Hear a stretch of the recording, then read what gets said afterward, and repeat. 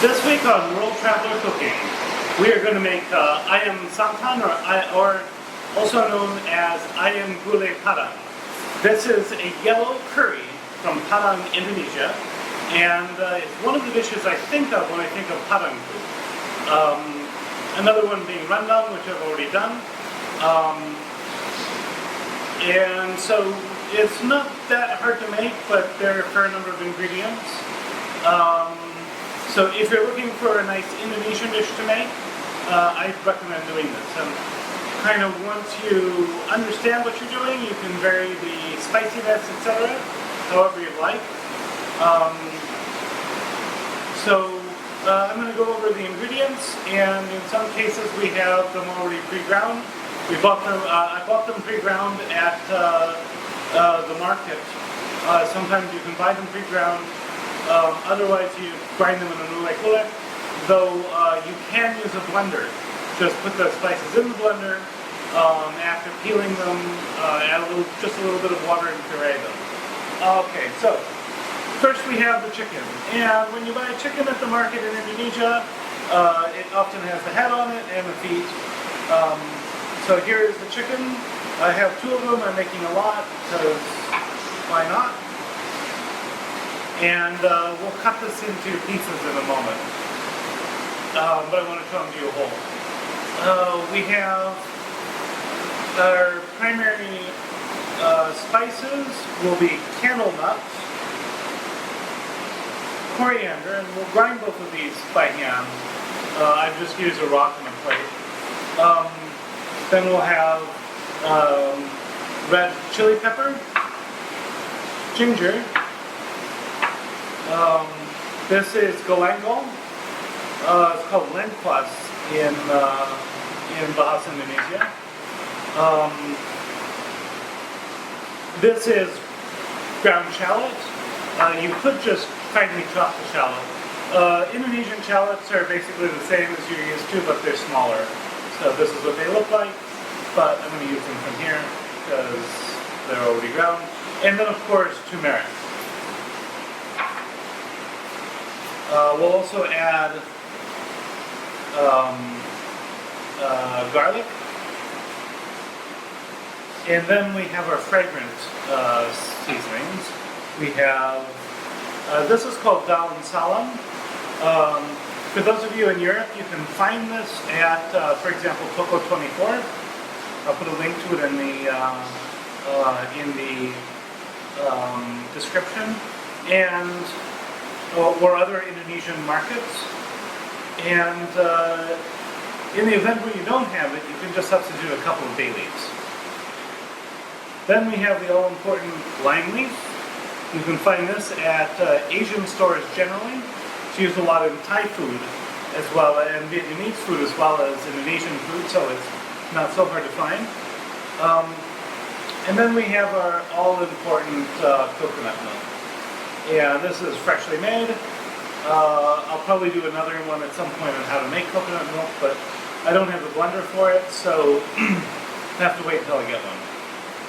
So, next what I'm going to do is I'm going to cut this chicken down however I like it, however I like to cut it.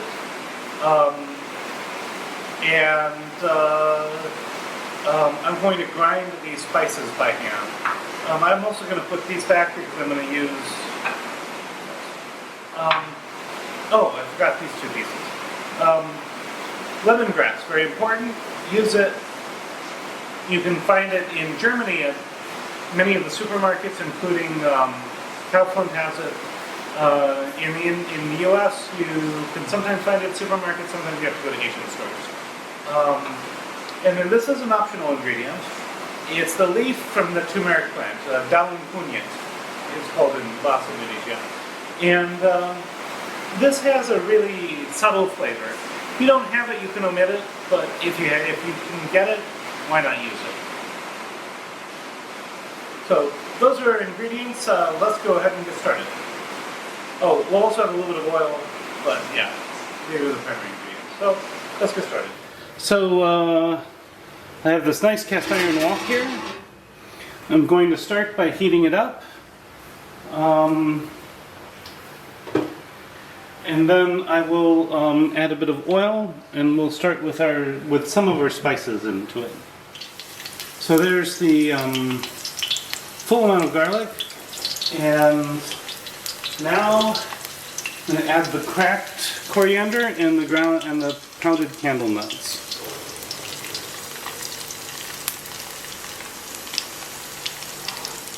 And then, of course, the next thing to go in is the all-important turmeric.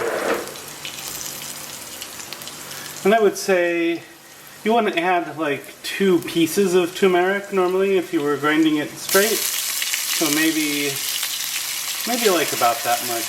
That's like about 3 tablespoons or so. And then we'll start stirring that all together. We're going to cook this until the garlic softens, and then we'll add the other seasonings. Actually, I've decided to add a bit more turmeric. So figure like a 1/4 cup. So I'm making like about 1.5 kilograms of chicken. So, and I'm adding the turmeric now because many people will roast the turmeric before they grind it. Since I'm not doing that, it makes sense to put the turmeric in early. One other thing to note is that if you can't find candle nuts, you can use Brazil nuts. They're also called like Paranus in German. The key thing is you want a really fatty nut. So candle nuts, macadamia nuts, Brazil nuts will all work. And they'll help to thicken this up as it goes forward. So I'll be back when this is cooked a bit. So at this point everything's pretty well roasted. So I'm going to start adding the other spices. And my recommendation is start with probably as much of the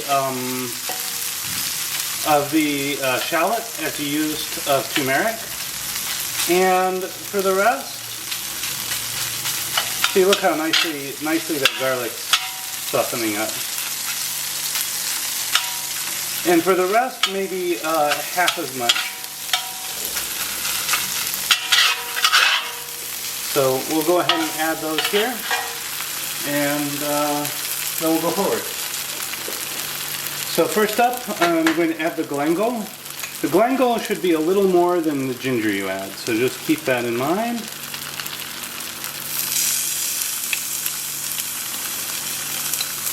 By the way, galangal is one of the things I really had trouble finding in Germany. So that's just one thing to keep in mind. That's probably the biggest, that may be one of the harder things to work with for people in some areas. Then adding ginger.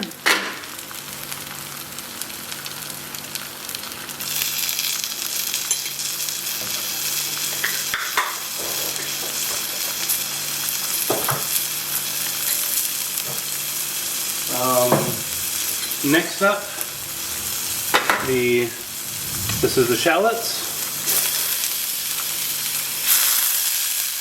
Just add quite a bit of that. I'd say like similarly about 1/4 cup. And then for the chili pepper, just about, to taste. If you like it spicier, add more. If you like it less spicy, add less. That's probably relatively spicy. It'll also depend on the that'll also depend on the chili peppers you're using. So now I'm going to stir this up and cook it for a little bit.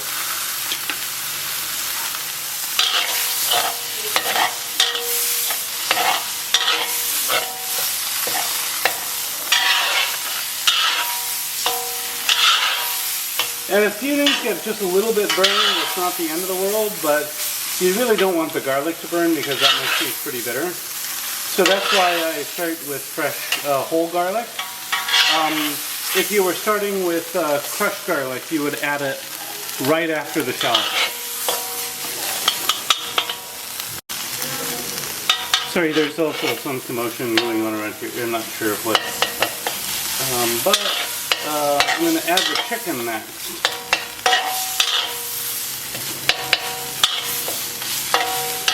Once it smells really good, we know it's ready, and we add the chicken.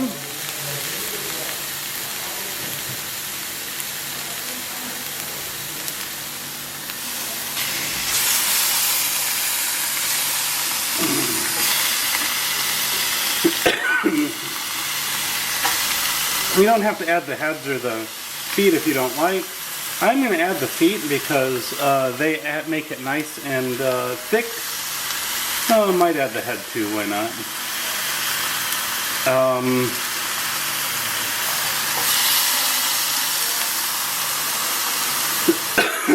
Sorry, the chili pepper makes me cough. And basically we're going to cook this until it all changes color. So now you can see that this is looking nicely cooked. But it's not cooked all the way through, of course. We're still going to stew it. So now I'm going to add the coconut milk. I have about a liter here, I think. And I may add some water on top of that. But we'll see if we need it.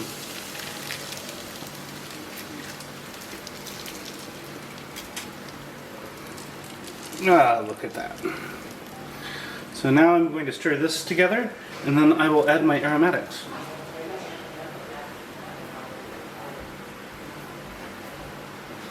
I think there's something going on about fixing the roof here or something. I will find out later. So we want basically the chicken to be more or less submerged in this. It doesn't have to be all the way. We want it mostly submerged. Okay. And now I'm going to add my aromatics, and I'll kind of show you how I do that. So the first thing is I have these 3 pieces of lemongrass, and I've taken the rock and I've pounded them so that they're bruised, and now they'll release their flavor better. Now, a lot of Indonesians will just cut off the white part of it, so maybe like from about here on down, and just use this part. So I'm going to go ahead and just set it in here like this, and I'm not going to worry about the tail parts of it being in the broth, because that's not so important. If it all goes in, it's fine, but most of the flavor is down in the base anyway. So we'll add that. Next I'll add the daun salam and the lime leaf and the turmeric leaf.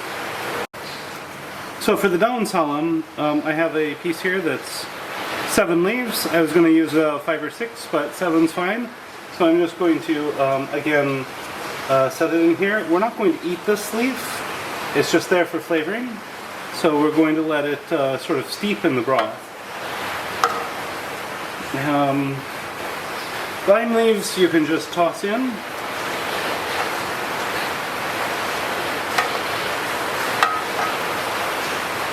And for the turmeric leaf, I'm going to take and I'm just going to tie it in a loose knot. And people do this because then you can use it to decorate the plate when you're done.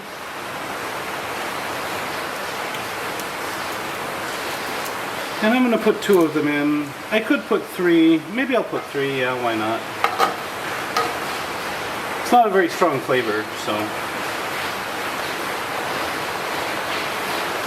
I'll put 1 more in, and then we're going to let this sit for about an hour and just slowly cook.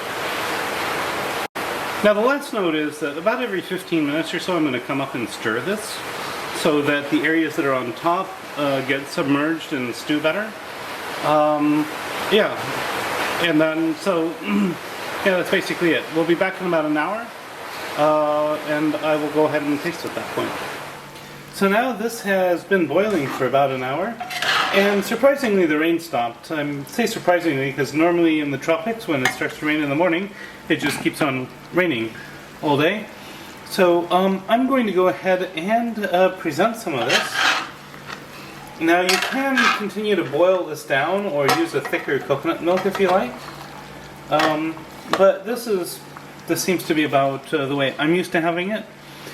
So I've mounted some rice together on a plate, and I'm just going to put a piece of this chicken You can take a couple pieces if you like. And you can put them right next to the rice if you like, or on top. I think for this point I'm just going to put some right next to it. And then I would take just a bit of this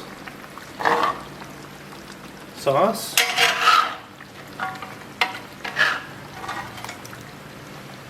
And just drizzle some of the sauce over the chicken.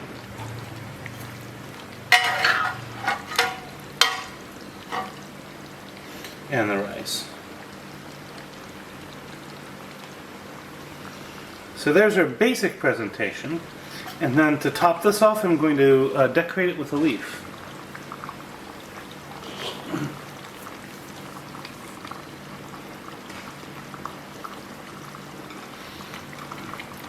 So for leaves, you can add, you can use lime leaves. In this case, I just grabbed a leaf of Daun Salam. And yeah, here we are. So next up, taste test. And now for the taste test. So first I'm going to just taste this rice with some of the sauce.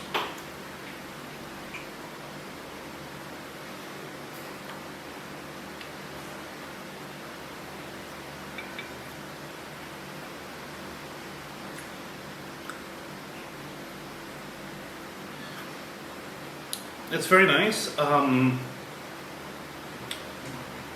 The sauce is really fragrant. You get the lime leaves, the lemongrass, ginger, galangal, but most especially the turmeric flavors coming through really strongly. I really like that sauce. Now I'm going to try some of the meat here.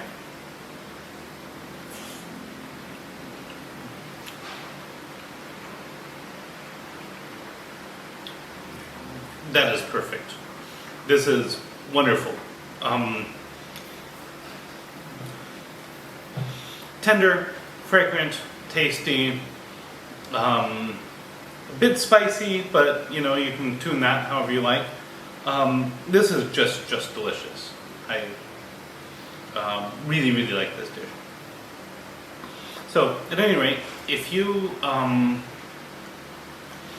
find this content interesting, I hope I've earned a like and a subscription from you. And please visit my Patreon page where you can see where you can get access to forthcoming videos. I plan to have about 3 months of